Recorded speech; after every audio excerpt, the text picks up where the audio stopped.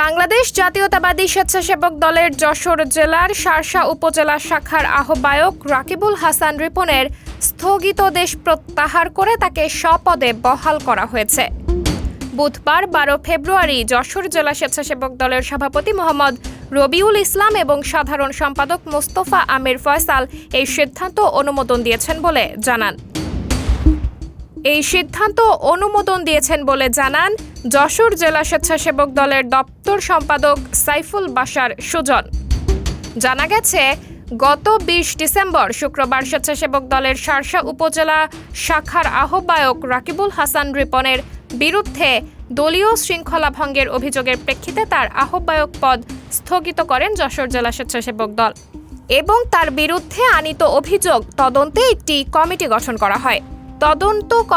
তদন্তে অভিযোগ প্রমাণিত না হওয়ায় বুধবার 12 ফেব্রুয়ারি তার স্থগিতাদেশ প্রত্যাহার করে তাকে স্বপদে বহাল করা হয়েছে।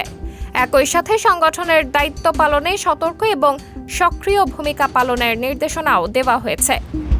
শার্শা উপজেলা স্বেচ্ছাসেবক দলের আহ্বায়ক মোহাম্মদ রাকিবুল হাসান রিপন সবার কথাকে জানান, আমি সর্বপ্রথম মহান আল্লাহর নিকট শুকরিয়া জানাচ্ছি, কারণ তিনিই আমাকে রক্ষা করেছেন।